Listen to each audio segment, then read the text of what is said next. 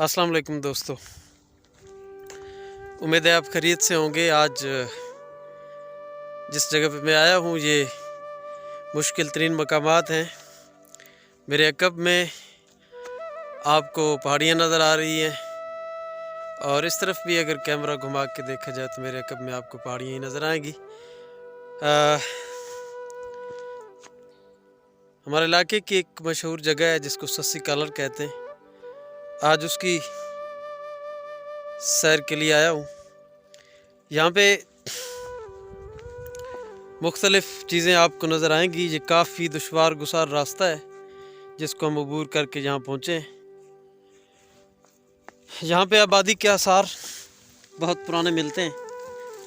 ये देखें, ये एक लोहे चून का पत्थर है जो कि पुरानी आबादी की अलामत है। इसके अलावा आपको यहाँ ये चीज़ें भी नज़र आ रही होंगी। इस तरह की कई जो है वो चीज़ें जो कि इस बात का सबूत हैं कि ये आबादी बहुत पुरानी आबादी थी। अब यहाँ से हम आहिस्ता आहिस्ता ऊपर जाएंगे। चूँकि रास्ता दुश्वार गुजार है इसलिए साथ वीडियो नहीं चल सकती। ऊपर पहुंचकर मैं दोबारा आपसे रब्ता करता हूँ। जी दोस्तों, अस्सलाम वालेकुम। तकरीबन हम पहुंचने वाले हैं, कॉलर से थोड़ा दूर हैं। यहाँ पे जो आबादी के असरात हैं वो बहुत ज़्यादा नज़र आते हैं। लोहे चून और मिट्टी की बने हुई बर्तनों के बाकियात और दीगर इस तरह की चीज़ें। तो इसका मतलब है कि किसी दौर में यहाँ आबादी, कोई शहर, कोई बस्ती आबाद थी। ये एक लोहे चून का पत्थर है। इसके अलावा भी और बहुत सारी ये कुछ जुड़े हुए पत्थर जो आपको नज़र आ रहे हैं, तो ये लगता है कि कोई मकान टाइप चीज़ थी। इसके नीचे तो बिल्कुल ही वादियाँ हैं, पहाड़, मुख्तलिफ़ वादियाँ, गहरी गहरी खाइयाँ और ये चीज़ें मौजूद हैं। यहाँ पे मवेशी भी चराने के लिए चरवाहे घूमते हैं इस इलाके में। तो कुछ वक्त तक ऊपर जाके आपको करीब से सस्सी कॉलर का नज़ारा कराते हैं। जी दोस्तों, अब हम कॉलर के बिल्कुल करीब पहुंचने वाले हैं। चूँकि यहाँ ऊंचाई काफ़ी है इसलिए ऊपर चढ़ने में थोड़ी दुश्वारी पेश आती है। तो अब हम बिल्कुल करीब पहुंच चुके हैं। ये जनाब, ये सस्सी कॉलर पुराने नक्शो नगार और पुरानी जो तर्ज तामीर है ये उसका एक काला नमूना भी है। और सस्सी कॉलर के नाम से तो ये मशहूर है, लेकिन कुछ लोग कहते हैं कि ये हिंदुओं का मंदिर भी था। कुछ तारीख दान पुरानी बातें जो बताते हैं कि वो बुद्ध मत की इबादत गाह भी इससे बताते हैं। और मुख्तलिफ़ नज़रियात हैं, उन पे इंशाल्लाह अगली वीडियो में तफसीली बहस करते हैं। हाँ जी दोस्तों, जैसा कि मैंने आपको बताया कि हम ये मंदिर या सस्सी कॉलर जो है इसके बिल्कुल करीब पहुंच चुके हैं। और मैं आपको अंदर से कुछ नज़ारा करवाता हूँ इस कॉलर का। ये एक तारीख़ी यादगार है, हिंदुओं की जो इबादत गाह थी, लेकिन अब ये मादूम होती जा रही है क्योंकि कोई इसका पुरसाने हाल नहीं है। ये इसके अंदर एक गुंबदनुमा बना हुआ है पुराने ज़माने का। और ये देखें, पुरानी तर्ज तामीर, चूने और गारे से जो इसकी चुनाई की गई है। और दीवारों पे नक्शो नगार भी आपको नज़र आ रहे होंगे। ये पुराने ज़माने की बेहतरीन जो आर्किटेक्ट थे उनकी कारीगरी थी। ये बहुत गहरा खुदा हुआ है और इसकी वजह यह है कि यहाँ कुछ शवाहिद थे कि हिंदू जो यहाँ से माइग्रेट करके गए हैं वो अपने कुछ जो कीमती चीज़ें थी वो यहाँ पे दफना गए हैं। तो फिर पाकिस्तानियों ने उनको ढूंढने की कोशिश की कि कहीं से कोई सोना, चांदी या दीगर कोई चीज़ें मिल जाएं, लेकिन बस वो शायद मुयस्सर नहीं आ सकी। तो इसके ऊपर भी गुंबद बना हुआ है जी,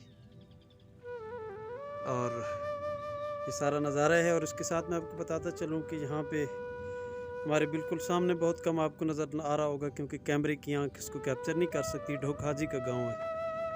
और गिरदो नवाब में शाह मोहम्मद वाली, तराप, खुशालगढ़ और दीगर विलेजेस जो 5-5, 7-7 किलोमीटर के फासले पर मौजूद हैं। इधर यहाँ से नाला लेटी आ रहा है। इस पर इंशाल्लाह तफसीली वीडियो आपको फिर कभी बताऊँगा जी। बहुत शुक्रिया जी दोस्तों, अस्सलाम वालेकुम। ये मेरे हाथ में लोहे चून का पत्थर है और मैं उसी ससी कॉलर की जगह पे मौजूद हूँ जिसके बारे में आपको बताया था। तो यहाँ से हम थोड़ा सा फासले पे आए हैं और ये देखने में आया है कि यहाँ भी आबादी के आसार मौजूद हैं। यहाँ पे बुनियादें एक तरतीब से और एक लाइन में इस तरह मौजूद हैं कि गोया ये पता चलता है कि किसी ज़माने में यहाँ को मकान वगैरह थे।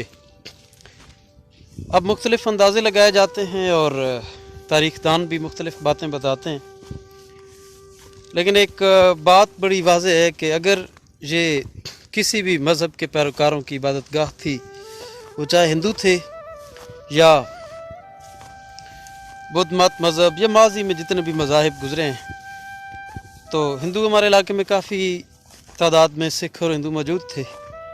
तो अगर उनकी इबादतगाह थी तो सवाल ये पैदा होता है कि आखिर शाह मोहम्मद वाली, तराब या जो गिरदो नवाह के इलाके हैं, वहाँ से इतनी दूर ये लोग जहाँ सफ़र करके महज इबादत के लिए कैसे आते थे। अगर वो साल में एक दफ़ा भी आते थे तो एक दफ़ा भी आना ये काफ़ी दुश्वार गुजार रास्ता है और यहाँ पे काफ़ी मुश्किल पेश आती है। तो